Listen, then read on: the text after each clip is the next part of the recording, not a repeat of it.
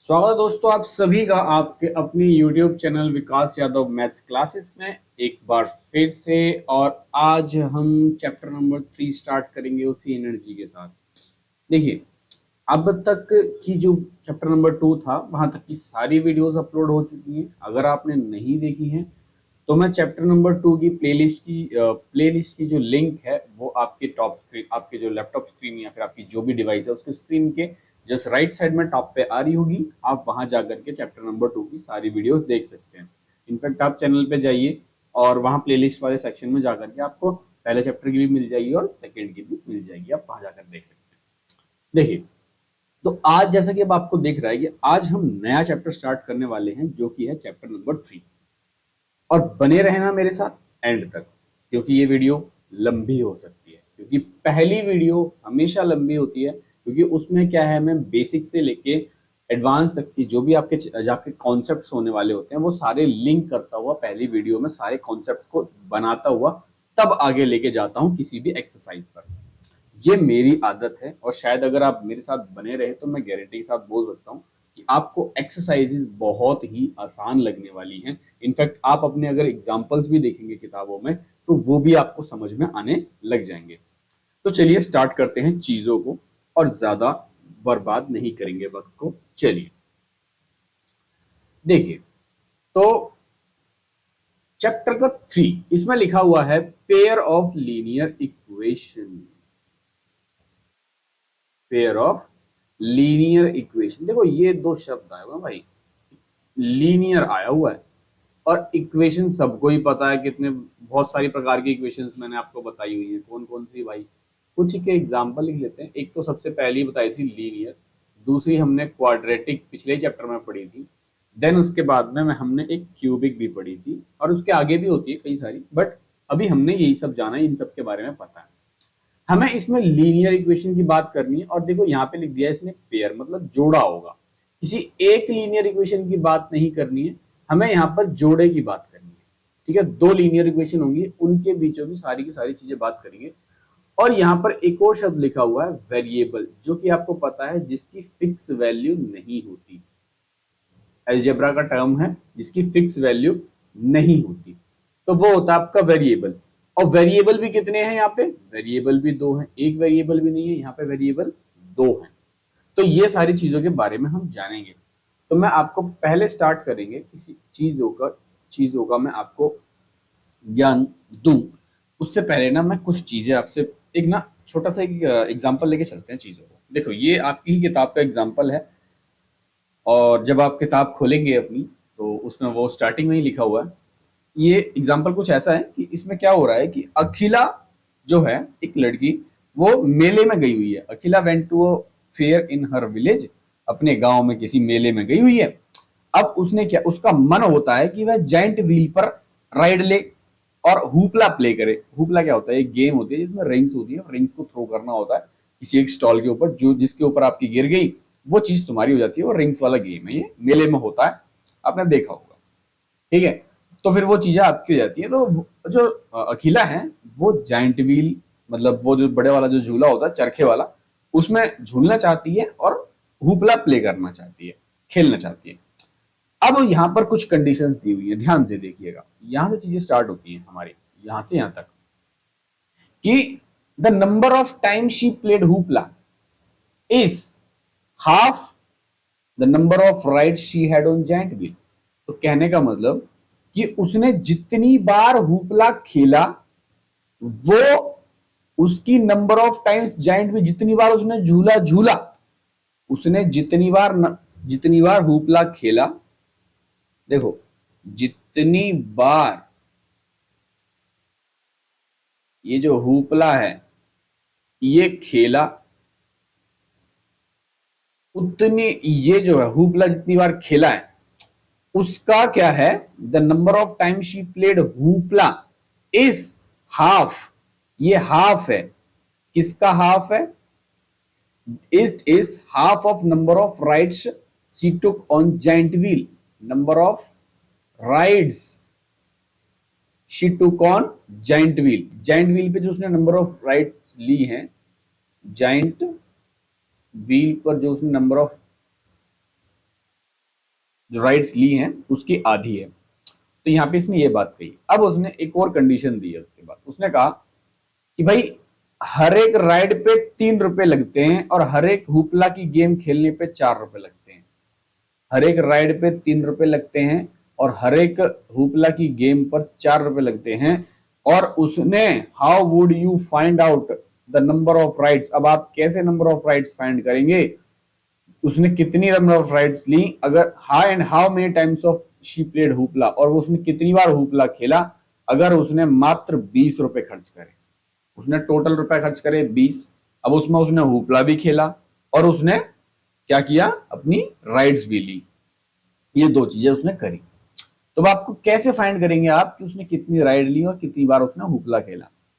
तो अब ऐसे के लिए आप क्या करते थे, एक इक्वेशन बनाते थे। क्लास 9th में आपने सीखा था ये सारी चीजें। जैसे कि मैं मान लेता हूं कि उसने, पहले इसकी बात कर लेता हूं कि मैं मान लेता हूं कि उसने हुपला खेला वाई बार। अगर उसने हुपला वाई बार खेला तो हम यूं कह सकते हैं कि नंबर ऑफ राइड्स को हम एक्स मान लेते हैं। ठीक है, नंबर ऑफ राइड्स को हमने मान लिया एक्स और जितनी बार उसने हुपला खेला वो हो गया वाई। देखो ये तो आपकी हो गई क्या, फर्स्ट इक्वेशन, हम इसको मान सकते हैं। देन उसके बाद ये जो दूसरी लाइन इसने कही यहां पर कि अगर उसने राइट के 3 रुपए दिए और हुपला खेलने के 4 रुपए दिए, तो भाई हुपला को हमने क्या माना है, वाई। तो ये क्या हो जाएगा, 3 रुपए दिए मतलब 3 × वाई प्लस 4 रुपए। और अब 4 रुपए किसके लिए दिए, 4 रुपए उसने दिए किसके लिए, 4 रुपए उसने हुपला की गेम के लिए, सॉरी उसने, हाँ उसने क्या किया, तो चार, एक मिनट इसे मिटा देते हैं जरा। यहां पर उसने कुछ ऐसा किया है, यहां पर राइड के लिए उसने 3 रुपए लिए हैं। राइड के लिए मतलब राइड तो 3 × x हो जाएगी फिर, और हुपला खेलने के लिए 4 रुपए दिए हैं तो 3 × y हो जाएगा। और टोटल रुपए खर्च कितना किया, 20 रुपए किया। ये हमने मान ली दूसरी इक्वेशन। ऐसे करके हम क्या करते हैं, हम इसमें इक्वेशंस बनाते हैं। ये बातें आपने देखी और समझी। देखो ये बन गई एक तुम्हारी इक्वेशंस। अब इसमें हम चीजों को इधर से उधर करते हैं, फिर उनकी वैल्यूज निकालते हैं। वहां पे x की वैल्यू आती है, y की वैल्यू आती है, वो सब में भी हम नहीं घुस रहे हैं। अभी सिर्फ नॉर्मल एक बड़ा बड़ा एक मोटा माटी हम एक कॉन्सेप्ट तैयार कर रहे हैं कि एक्चुअल में लीनियर इक्वेशंस होती क्या है। लीनियर इक्वेशन इन 1 वेरिएबल भी होती है, लीनियर इक्वेशन इन 2 वेरिएबल भी होती है। तो ऐसी चीजें होती हैं। चलो अब हम स्टार्ट करते हैं चीजें। ये तो हमने छोटा सा एक तुम्हें बताया कि ऐसे करके हम क्या बनाते हैं, उसके इक्वेशंस बना लेते हैं। चलो अब कुछ लीनियर इक्वेशंस की बात करते हैं। जैसे कि मैं यूं कहूं कि भाई लीनियर इक्वेशन क्या होती है। आपने छोटी क्लासेस में पढ़ा था, 8th क्लास में, मतलब 8th क्लास में हमने पढ़ा लीनियर इक्वेशन इन 1 वेरिएबल, एक वेरिएबल वाली, जिसको आप क्या बोलते थे, जिसका अगर मैं जनरल इक्वेशन लिखूं तो वो होती है ax plus b is equal to 0, where a की वैल्यू जो होती है वो 0 के बराबर नहीं होती। ये क्या हो गई, 1 वेरिएबल, मतलब सिर्फ वेरिएबल कौन सा है, x वेरिएबल मिला है यहाँ पर और कोई दूसरा वेरिएबल नहीं है। a एक रियल नंबर है, b एक रियल नंबर है, सिर्फ वेरिएबल है हमारा क्या, x वेरिएबल है यहाँ पर। देन एक होती है आपकी, जिसे हम इस क्लास में पढ़ने वाले हैं, लीनियर इक्वेशन इन 2 वेरिएबल। ठीक है, 2 वेरिएबल में हम लीनियर इक्वेशन के बारे में चीजें जानेंगे और देखेंगे कि क्या है। अब इसका जनरल इक्वेशन अगर मैं लिखना चाहूं तो इसका जनरल इक्वेशन होता है ax plus b y plus c is equal to 0, where a और b, वेयर a और b बोथ कांट बी 0, जहां पर दोनों के दोनों a और b जो हैं दोनों के दोनों 0 नहीं हो सकते। कोई एक हो सकता है, दोनों के दोनों 0 नहीं हो सकते। यहां पे हमें यह बात समझ में आती है। अब हमने इसको लीनियर इक्वेशन 2 वेरिएबल क्यों बोला, क्योंकि यहाँ पे एक वेरिएबल आया x और एक वेरिएबल आया y। तो ये हो गए हमारे 2 वेरिएबल। है भाई, समझ में आ रही है बातें? चलो, ये हमारे दो वेरिएबल हो गए और अब इसी इक्वेशन के बारे में हम बात करेंगे, सिर्फ और सिर्फ पूरे चैप्टर में हम इसी इक्वेशन के बारे में बात करेंगे। अब बात आती है कि linear equation in two variable तो ठीक है सर, लेकिन ये pair of linear equation in two variable का मतलब क्या है? Pair of linear equation in two variable, sir ये क्या बात है? तो बेटा एक कोई बात नहीं है, आप एक इक्वेशन लिखेंगे और दूसरी भी लिख लेंगे। जैसे मान लेते हैं हम एक इक्वेशन लिखते हैं, हाइपोथेटिकल कंडीशंस मानते हैं, एक इक्वेशन हम मान लेते हैं a1x plus b1y plus c1 is equal to 0, जहां पर a1, ठीक है, ये इसमें जो मैंने आपको बताया कि a1 जो है, a1 और b1 बोथ कांट बी 0, ये बात मैंने आपको पिछली वाली स्लाइड में भी बताई। एक इक्वेशन मानते हैं हम a2x plus b2y plus c2 is equal to 0। अब यहाँ पे क्या होता है, a2 और b2 जो है ये दोनों के दोनों ही 0 नहीं हो सकते, ये बात आपने जानी। अब देखो एक चीज क्या समझ में आई, ये इक्वेशन बन गई दो, ये दो इक्वेशन बन गई।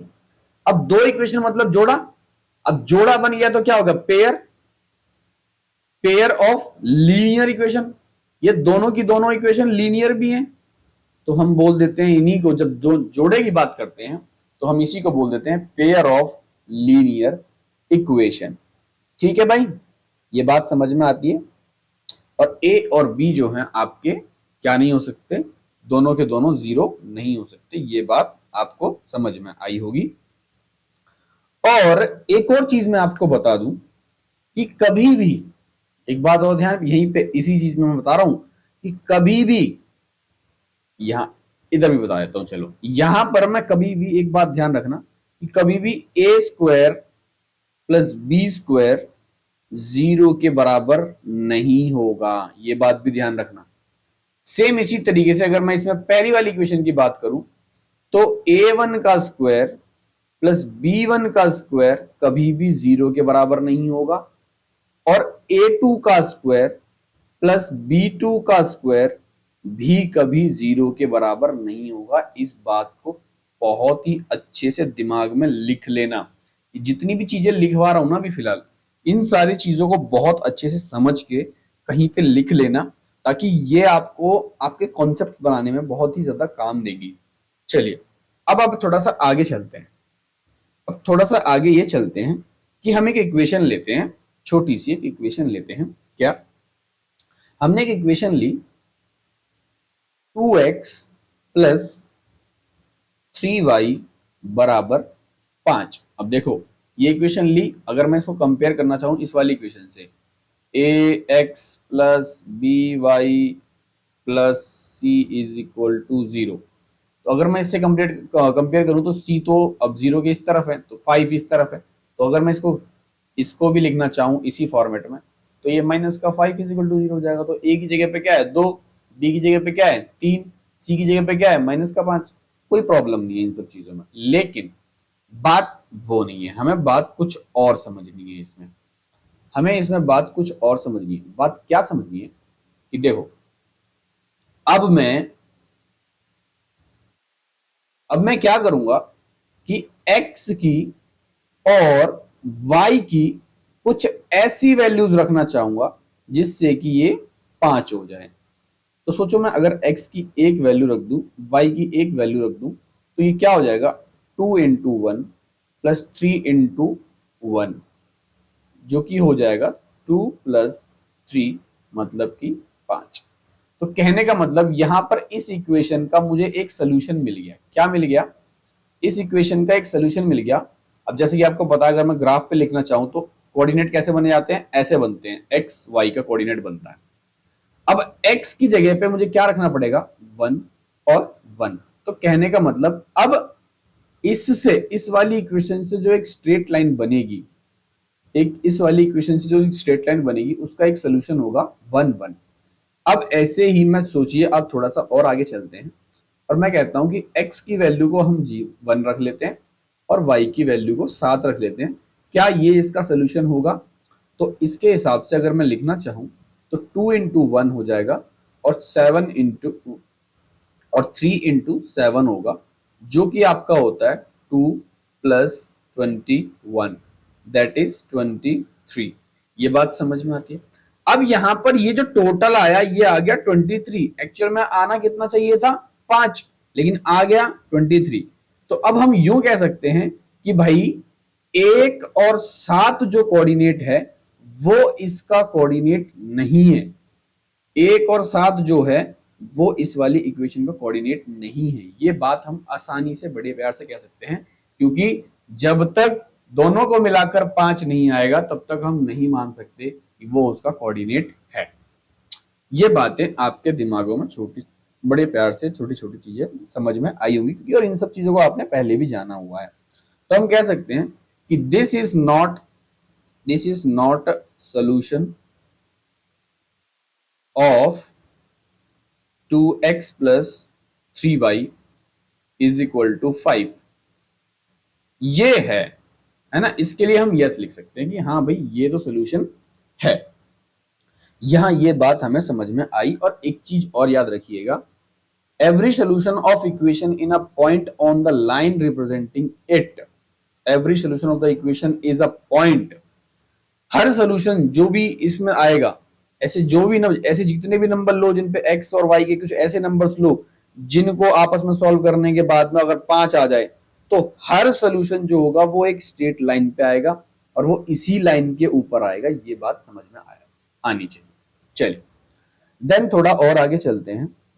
तो मैं अब आपसे एक चीज लिखना चाहूंगा कि अब मैंने यहाँ पे कुछ चीज लिख रहा हूं बड़े प्यार से, और इसको बड़े ध्यान से समझना, और क्या लिख रहा हूं इसको थोड़ा लिख लेना अपनी कॉपी में कहीं पर अगर जगह हो तो ईच सोल्यूशन एक्स या हो एक्स वाई के जो फॉर्मेट में होते हैं ऑफ ए लीनियर इक्वेशन, किसी भी लीनियर इक्वेशन के इन टू वेरिएबल, जो कि दो वेरिएबल वाली है, जिसका फॉर्मेट है a x plus b y plus c is equal to 0, ठीक है, corresponds to a point on the line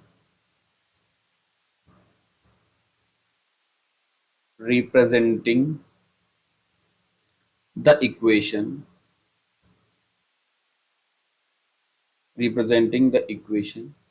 and vice versa। ये बात क्या लिखी है? ये लिखा हुआ कि हर सोल्यूशन, वो वही जो मैंने पिछली स्लाइड में बोला कि हर सोल्यूशन जो है, जो एक linear equation in two variable का है, जो a x plus b y format में लिखी जाती है, उसका हर सोल्यूशन एक लाइन पे रिप्रेजेंट किया जा सकता है और उसका वाइस वर्सा भी। देन बेटे अब मैं लिखना चाहूँ आपको कुछ चीजें, जैसे कि कुछ इक्वेशंस की अगर हम बात करें, जैसे कि मैंने कहा था कुछ एक इक्वेशन लिखते हैं हम, कौन कौन सी?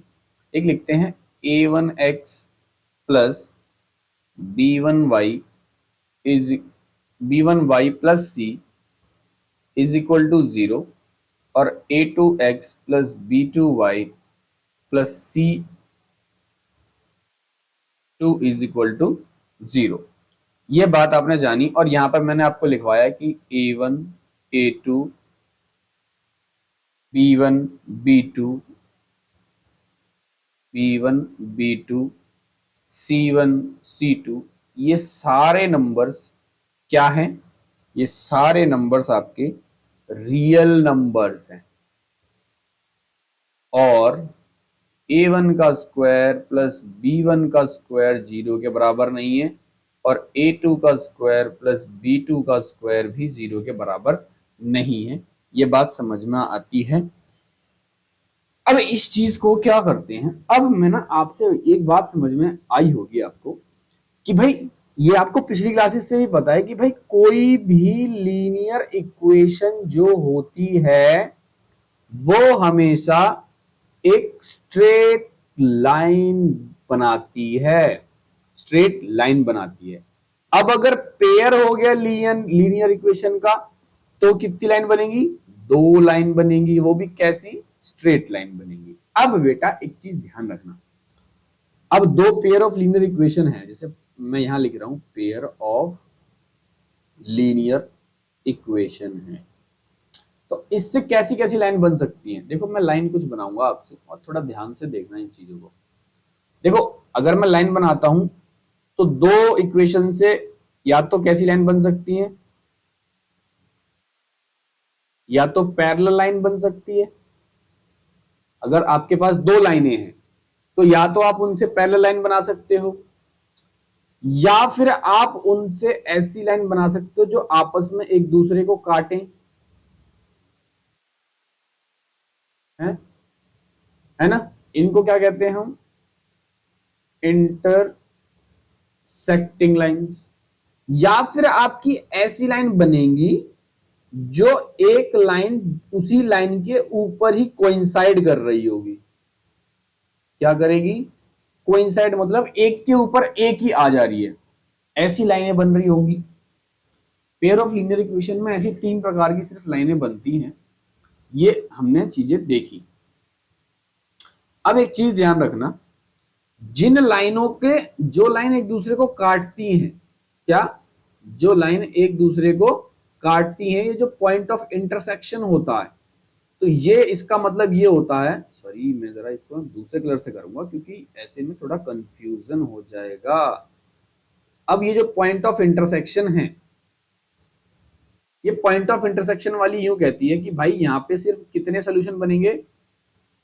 वन सोल्यूशन, मतलब एक एक्स और वाई की एक ही वैल्यू आएगी, सिर्फ एक ही कोऑर्डिनेट ऐसा होगा जहां पर जो वैल्यू आ रही है वो टोटल आएगी। अब यहां पर जब ये दोनों लाइनें एक दूसरे को काटेंगी ही नहीं, जब ये दोनों लाइनें एक दूसरे से कभी मिलेंगी ही नहीं, तो क्या कोई सोल्यूशन बनेगा? तो आप कहेंगे कि सर नहीं, कोई सोल्यूशन बन ही नहीं सकता फिर तो, जब दोनों लाइनें एक दूसरे को काटेंगी ही नहीं तो सोल्यूशन तो बनना ही नहीं है। देन अब यहां पे बात करो, अब एक बात बताओ, एक लाइन के ऊपर दूसरी लाइन है, तो भाई एक लाइन के अंदर तो करोड़ों अरबों मतलब इन्फिनाइट पॉइंट्स होते हैं, तो जब एक लाइन दूसरी लाइन के ऊपर जस्ट क्या हो गई कि एकदम कोइंसाइड कर गई, तो ऐसा हम बोल सकते हैं कि यहां पे तो बहुत सारे मतलब इन्फिनाइट सॉल्यूशंस होने वाले हैं, यहां तो इन्फिनाइट सॉल्यूशंस होने वाले हैं भाई। ये बातें आपके थोड़ी थोड़ी दिमागों में जारी होंगी, अभी मैं आपकी ही किताब की कुछ चीजें दिखाऊंगा और आप देखेंगे आपको और अच्छे से चीजें समझ में आएंगी। ठीक है, चलो अब थोड़ा सा आगे चलते हैं चीजों को लेकर जो कि आपकी किताबों से हैं। ये सारी चीजें बड़े ध्यान से समझना, जैसे ये जितनी भी चीजें बताई गई हैं, ये यहां से यहां तक की, ये बड़े ध्यान से समझना। देन उसके बाद आपकी क्लास में जो बताया गया आपको वो है ये सब चीजें। देखो आपके ही किताब से ये सारी चीजें ली गई हैं। अब देखो यहां पर कुछ चीजें जो मैंने लिखी है कि a pair of linear equation which has no solution, ऐसी लीनियर इक्वेशन जिनका कोई भी सोल्यूशन नहीं होता उनको कहते हैं हम inconsistent pair of linear equation, जिनका कोई, अब ये मत पूछना इनकंसिस्टेंट क्या होता है सर, आप सिर्फ इतना ध्यान रखिए कि जिनका कोई भी सोल्यूशन नहीं निकलता वो कैसा होता है? इनकंसिस्टेंट। और एक बात ध्यान रखना, हमने नो सोल्यूशन वाला कौन सा निकाला था? नो सोल्यूशन वाली हमने पैरेलल लाइंस निकाली थी, जिनका कोई सोल्यूशन नहीं होता वो होती हैं आपकी पैरेलल लाइंस। एक मिनट जरा मैं आपको दिखाता हूं कौन सी होती हैं वो आपकी हैं,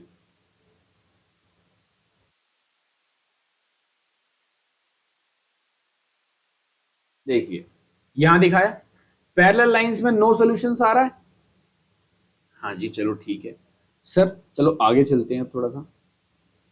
देन उसके बाद में हमने कहा कि a pair of linear equation having two variable which has a solution, मतलब अ सोल्यूशन मतलब एक ही सोल्यूशन, क्या, वन सोल्यूशन, एक ही सोल्यूशन। अब एक सोल्यूशन किस में आया था, एक सोल्यूशन आया था इंटरसेक्टिंग लाइंस में। ये कैसी लाइन है, इंटरसेक्टिंग, जो एक दूसरे को काटती है। एक सोल्यूशन मतलब वन सोल्यूशन वाली। देन आपकी एक और है, pair of linear equation which are equivalent has infinitely many solutions, ऐसी जो कि इक्विवेलेंट है, जिनके इन्फिनेटली मेनी सॉल्यूशंस होते हैं।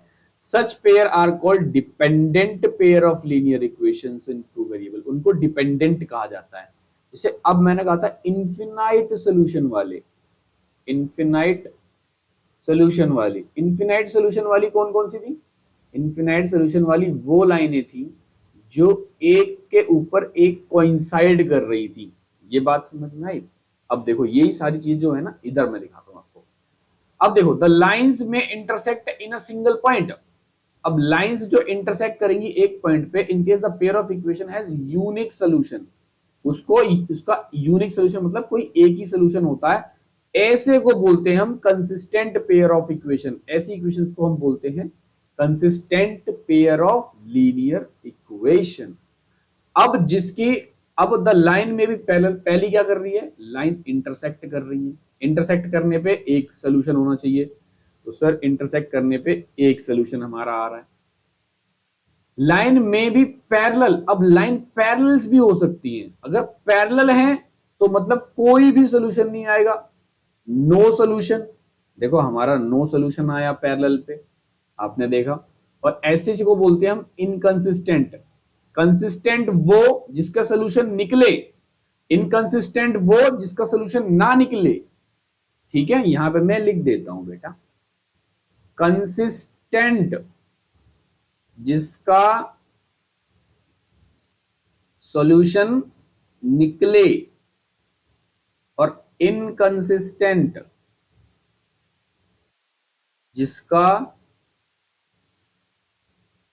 सॉल्यूशन ना निकले। है भाई, ये बात समझ में आती, इतनी बात बड़े बड़े प्यार से समझो, धीरे धीरे, कोई जल्दबाजी नहीं है, कोई कहीं नहीं जा रहा है। जो भी खाना पीना है अपने टेबल पे, अपने मोबाइल के पास रखो, अपने डिवाइस के पास रखो, खाओ, शांति से पढ़ो, कोई दिक्कत नहीं। जितना शांति से एक बार पढ़ लोगे, क्योंकि दिमाग को पचाने में टाइम लगता है, एक बार इस दिमाग ने चीजों को पचा करके सेट कर लिया, देन उसके बाद ये बाहर नहीं निकालेगा। जब भी पन्ने पलटोगे तभी से याद, तभी चीजें सारी रिवाइज हो जाएंगी। तो अब देखो थर्ड पॉइंट क्या कहता है।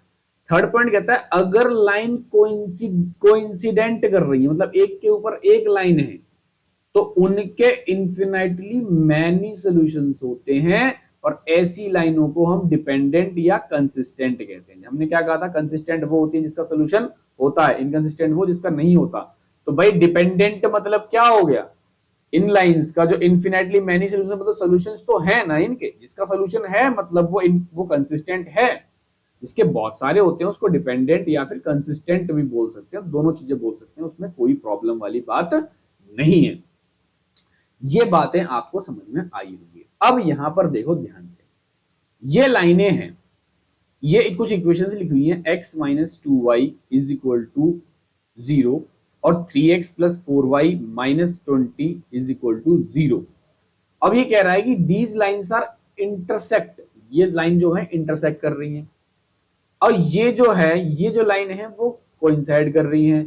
ये जो दो इक्वेशन है इनकी लाइन जो है वो पैरेलल कर रही है।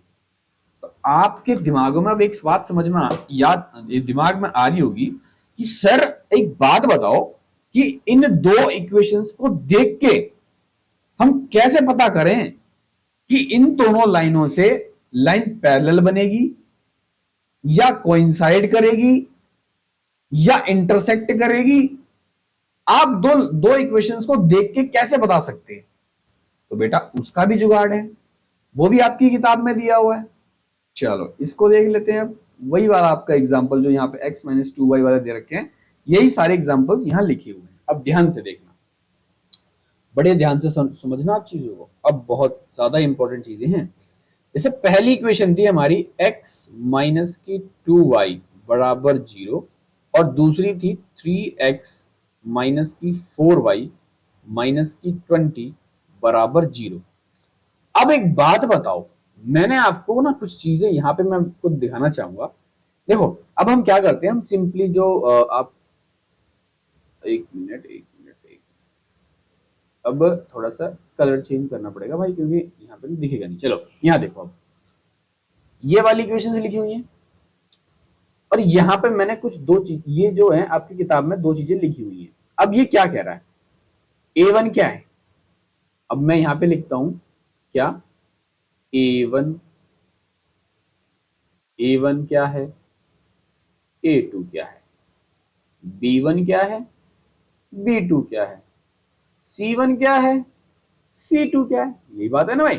अब देखो A1 की वैल्यू कितनी आई है, A1 की वैल्यू कितनी आई, A1 जो है, A1 की जगह पे क्या है, x, मतलब 1 इंटू एक्स, तो A1 की वैल्यू आई 1, A2 की वैल्यू 3। अब मैं कहूं B1 की वैल्यू कितनी है, सर -2। सर B2 की वैल्यू कितनी है, सर -4। सर C1 की वैल्यू कितनी है, सर वहां तो C तो है ही नहीं, बेटा कुछ नहीं है तो इसका मतलब 0 है। सर C2 की वैल्यू क्या आई है, सर -20 आया हुआ है।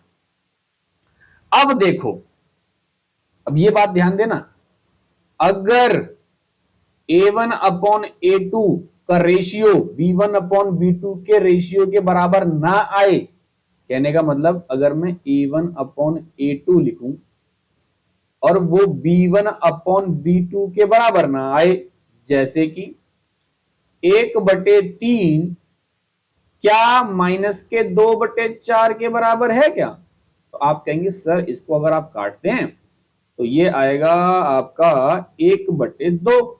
तो मतलब क्या 1/3 1/2 के बराबर है, नहीं सर। तो मतलब ये वाली जो कंडीशन है, वो ये वाली कंडीशन हमारी यहाँ पे फिट बैठ रही है। तो मतलब जब ये A1/A2 B1/B2 के बराबर नहीं है, तो मतलब लाइनें कैसी हैं, इंटरसेक्ट कर रही हैं। और लाइन इंटरसेक्ट करती हैं जो, उनका सिर्फ और सिर्फ एक ही सोल्यूशन होता है, one solution, only one solution, मतलब एक ही आंसर आता है उनका। सर दूसरे की बात करते हैं, है ना। अब देखो मैं यहां दिखाता हूं आपको। चलो देखो, दूसरे में इक्वेशन ये ली है, तो अगर मैं इसको बोलूं A1, ये हो गया आपका A2, ये आपका B1, ये आपका B2, ये आपका C1, ये आपका C2। हाँ, A1 अपॉन A2 यहां लिख लिया, मतलब 2/4, B1 अपॉन B2 यहां लिख लिया 3/6, और C1 अपॉन C2 लिख लिया -9/18।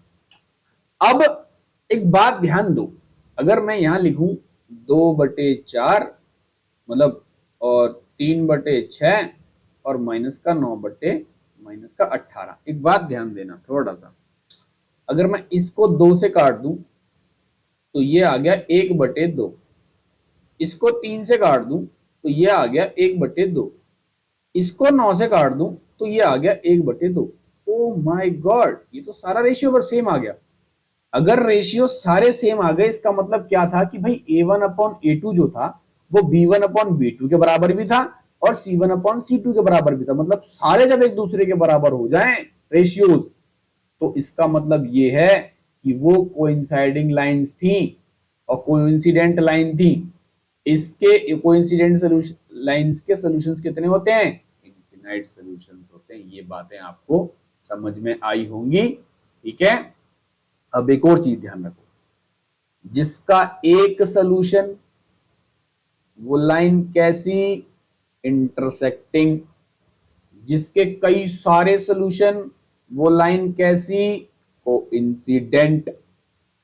अब ये वाले में देखो, अगर मैं इसको A1 मानूं, इसको A2 मानूं, इसको B1 मानूं, इसको B2 मानूं, इसको C1 मानूं, इसको C2 मानूं, तो ये हो गया 1/2, 2/4, 4 माइनस के 4/12। तो अगर बेटे मैं इसको लिखना चाहूं कि 1/2 is equal to 2/4 is equal to minus के 4/12, -12 मतलब, तो बेटा इसको काट दिया तो ये हो गया 1/2, 1/2। लेकिन बेटा इसको जब काटा तो ये आ गया 1/3। हाँ, अब एक चीज ध्यान दो, A1/A2 B1/B2 के तो बराबर है, लेकिन C1/C2 के बराबर नहीं है। तो यहाँ पे ये बात क्या समझ में आई, अगर A1/A2 B1/B2 के बराबर हो लेकिन C1/C2 के बराबर ना हो तो लाइनें पैरेलल होती हैं और उनका कोई भी सॉल्यूशन नहीं निकलता। यही बात लिखी हुई है भाई यहाँ पर। ये जो आपका टेबल है, ये टेबल आपको आपकी एक्सरसाइज कराने में सबसे ज्यादा मदद करने वाला है। इस बात को बहुत ही अच्छे से ध्यान में रखना। देखो, अब हमारी अगली एक्सरसाइज जो होगी वो एक्सरसाइज होगी 3.1 स्टार्ट करेंगे हम नेक्स्ट वीडियो में। आज की ये जो वीडियो है, इस वीडियो में जितना कुछ बताया गया है उसको अपनी एनसीईआरटी की किताब सामने रखकर बहुत अच्छे से एक एक, भले ही रोक रोक के देखना, लेकिन चीजों को पचाते हुए डाइजेस्ट करते हुए तब देखना इसको, और चीजों को बहुत अच्छे से समझने की कोशिश करना। मिलते हैं तब तक हम नेक्स्ट वीडियो में अपनी नई एक्सरसाइज के साथ, बहुत ही फ्रेश एक्सरसाइज उसे करेंगे, उस पर एक क्वेश्चंस करेंगे, मतलब एक एक करके क्वेश्चंस करेंगे। मिलते हैं नेक्स्ट वीडियो के साथ, तब तक के लिए धन्यवाद, टेक केयर, बाय बाय, जय हिंद, जय भारत।